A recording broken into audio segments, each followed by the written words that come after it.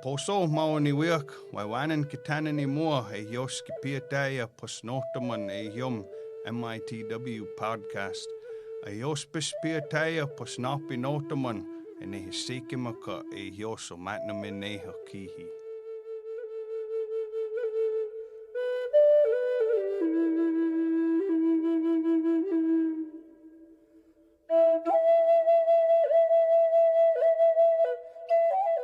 Welcome to the Menominee Indian Tribe of Wisconsin podcast. I'm your host, Sheena Wapus. On this episode, I'm again joined by guest Vaughn Bowles. He is the Public Information Officer for the Incident Command Center for the Menominee Indian Tribe of Wisconsin, and he is here to answer some of our COVID-19 questions. Welcome, Vaughn. Hey, great to talk to you again. The first thing I want to ask you about is a follow-up to last week. You had mentioned that Shawano County has a lot more cases than Menominee. Can you talk a little bit more about that? Yeah, so the state DHS and the Menominee Tribal Clinic have been looking into this pretty strongly because there's a lot of individuals that go back and forth between Shawano County and Menominee County, obviously. A lot of our tribal members live over there, and so we've been trying to keep a pretty good eye on it. There have been increasing numbers in Shawano County. It's not just in the city of Shawano. It's pretty widely distributed at this point. And so if individuals from the reservation are going into Shawano County, just be aware that, just because you're not going to Shawano doesn't mean there aren't, an increasing number of COVID cases there. And, you should be taking those same precautions that you might take if you were to go to Green Bay or to Appleton or Wausau or some larger area where there are more cases. So just keep that in mind when you're traveling, even if it's local. So you had kind of mentioned that there were some other close by communities that are considered hotspots. Yeah, so apparently the Nita and Oshkosh areas have actually had a huge spike in the number of COVID cases. They've actually had so much increase, it got attention on the national stage. So that's an area right now where there's an increasing number of cases. And if you don't have to go to that area, please avoid it. Okay. So this week, is it H or WHO or is it WHO? I don't know. It is the WHO. WHO, okay. The World Health Organization. Okay. Yeah. The WHO stated that they believe that asymptomatic spread is kind of more rare than what they had originally thought. And then the CDC is kind of in, I guess, it's confusing because they're kind of saying different things, right? Yeah, so in academia, it's not uncommon to have differing opinions from different organizations. Right. And this is partly because science isn't something you arrive at. It's not this golden egg you grab in and you suddenly have science. It's a process where you're continually improving the information you have. You're continually experimenting. And hopefully your team is learning more about, certain fields and research. In the case with COVID-19, it's a new disease. Viruses they're wonky. I don't know if that's a technical term. I don't think it is, but that's a good explanation of how they exist in nature. There's a lot of change. They're very dynamic. And so it's not uncommon for organizations like the Center for Disease Control, the CDC, and the World Health Organization, the WHO, to have discovered different things and to have differing opinions at some point in time. The goal, though, is to have experimentation that brings the knowledge together, kind of a converging consensus about, how the virus behaves and how it spreads, whether, the asymptomatic cases spread it a lot or hardly at all. And so hopefully in the next few months, as they study it more, they'll be able to figure out, solidly and agree whether or not, asymptomatic cases are relatively benign, don't spread it, or whether or not they're, they just time bombs of wonderful biological distribution in the community. So hopefully we'll find out more about that in the coming weeks. So I guess just from my perspective, I would say to err on the side of caution then and just assume that it is spread through asymptomatic cases. Yeah, you can never go wrong erring on the side of caution around sick people. Okay, so it is starting to warm up, and camping is a popular summer activity. Does camping increase your risk of COVID exposure? Going to give you the my favorite answer from some of my science teachers. That depends. And it depends on a lot of things. Okay. So it kind of depends on how you're going to camp. Are you going to be camping with just your family members? Are you getting together with a large group that live outside of your home? Are you camping in tents or hammocks? Are you using cabins? Those are all things you need to take into consideration. If it's just you and your family going out in the middle of the woods, no, it wouldn't increase your chances much because those are people you're already exposed to. If you have, say, a family reunion going on and people coming in from different regions, different states, different cities, that could increase it. Also, if you're, sleeping in a tent where it's pretty porous and there's, a lot of air exchange, it wouldn't increase your risk nearly as much as sleeping in like a cabin or a camper where there's not nearly as much air circulation, and you're rebreathing your air that you've already exhaled. That would essentially, it's you could consider that like being in a car with someone that potentially has COVID. That would greatly increase your risk because the volume of viral particles in the air would just keep increasing over time. So again, it depends. If you like camping, go camp. The vitamin D is out there with the sunshine. It's good for you. That will help you fight off COVID. But again, take precautions. Keep your group small. Okay. So, what is COVID toes? Which I don't think we've ever talked about. We have not talked about COVID toes yet. This was actually a fun question because it allowed me to reach out to a bunch of my friends that are podiatrists. And I was like, how many of you seen COVID toes? And only 2 people got back to me, which is really good because I know literally hundreds of podiatrists. So it's actually really uncommon. It was first noted in the General Council of Official College of Podiatrists, which is a big long name, but it's a group in Spain. And they started noticing that a lot of children had these cases where kids had purple coloring in their toes. Sometimes they'd have lesions or like the skin would crack. And this would usually happen prior to people developing the symptoms of COVID-19. It's really uncommon.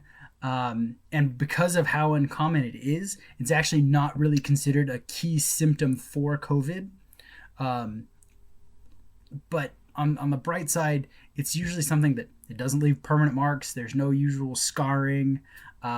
It's usually just an inflammation response, which isn't too uncommon with COVID. They have seen that COVID triggers inflammation in various parts of the body.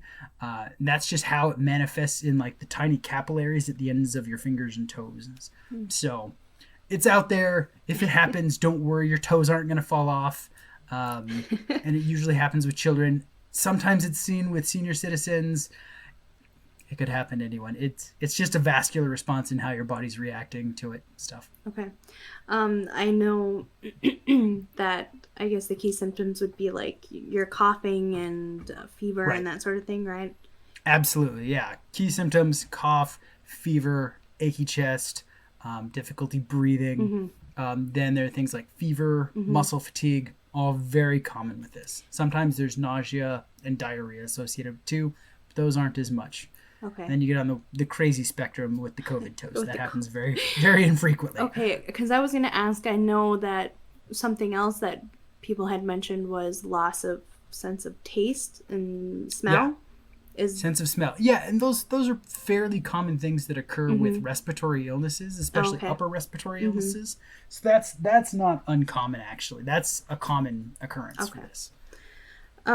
So does a person's blood type affect how susceptible to the virus they are? So this gets into genetic health, and it's pretty complicated. There are only a few studies out on it right now. They're not peer-reviewed, which means scientists haven't been, like other scientists outside of the individuals that have wrote papers, haven't had time to test and see if these findings are conclusive or can be reproduced.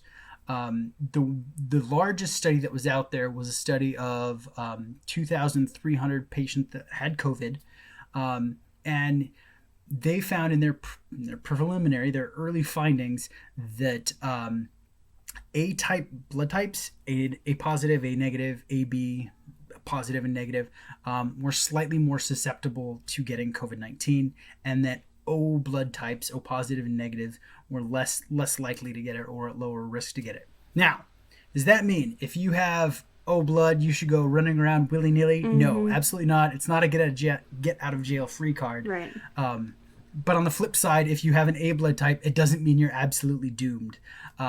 It means that you may have symptoms that are less severe for an O. You might have symptoms that last longer if you're an A. They're not sure what the link is yet, but they're finding a little bit of correlation to it. Now, it's not a cause. Cause and correlation are two very different things. But there's correlation, which means it's associated with it, not necessarily that you get it that way. So. Right. Okay. And then moving into more community-specific things, we had talked last week about the meals that are being provided. How long are those? Is there an end date to those being provided? So I talked with Mia. She's the one that's in Incident Command right now. It's been in charge of those. Right now, we don't have an end date. She just said, assume that we're doing them at least until the end of the month. We're kind of reevaluating the meal program right now in Incident Command and how long we're going to carry that forward. Okay. And to specify, those are the school district meals, correct? Because there's two. There's one. Yeah, there are two. Incident Command is over the meals that were associated with the Head Start. Mm-hmm. Oh, okay. In tribal school. Not the MIDS ones. Oh, okay. MISD, I believe they're continuing theirs through the summer. Oh, okay. And then can you talk a little bit more about the Moving Safer Forward plan, which was released on Monday? Yeah, so the Moving Safer Forward plan, it was approved by MTL on June 3rd. What it is, it's a working document that Incident Command is using to replace the governor's orders that were previously approved by the tribal legislation. And it's for safely restarting businesses here on the reservation. For maximal effect, it kind of relies on the entire community to make the effort to keep COVID out of the community, which they've done a tremendous job on so far. There are specific guidelines from the CDC about how to reopen a business. So there's a specific section that is a resource center for individuals that have specific questions about how they can open their business. There's also talks about utilizing technology to meet rather than having in-person meetings. If you can, use a Skype or a Zoom or a GoToMeeting rather than getting 8 or 9 people in a boardroom and talking. And it talks about avoiding or lost my train of thought. What's the word where you're not you're discouraging? There we go. Discouraging door-to-door solicitation within the tribal buildings and stuff for employees. It encourages things like physical distancing, limiting the numbers worker present in the building, which we've kind of talked about before. The tribe really wants to have employee levels about 50% of what it was prior to the shutdown. Also talks about allowing employees to work remotely where and when possible and if it's appropriate, increasing cleaning intervals, sending symptomatic employees home, or it also encourages employees that if you have any sort of symptoms that are COVID-like, please don't come to work. Sharing is not caring when it comes to viruses. And then it also has specific guidelines for calculating how many people you can have in your building at one time. So if people want more information on this, it's on the tribe's website. It's about 9 pages long. It's not a super long document, and you can actually skip around to see where it's appropriate for you. The most important thing is if people have questions, they need to be contacting their supervisors to see when and how they'll be coming back to work, because they're the ones that are going to be developing the specific plans for their department. But if they have questions, they can also contact Incident Command, and we can help get them in contact with their directors and facilitate that discussion for them. Okay, sounds good. Was there any final message you wanted to depart with people before we sign off? Sure. There was one thing I forgot to mention when we were talking about blood types. Oh, okay. And rather than thinking about what blood type you are and your likelihood of getting severe symptoms, people really should be thinking about the comorbidities they have in their own health, whether they're a smoker, whether they have high blood pressure, or they're obese, or have diabetes or heart disease. Those things are far more likely to predict how your case of COVID will go, whether you're going to catch it, whether it's going to put you in the hospital, or how long symptoms will last.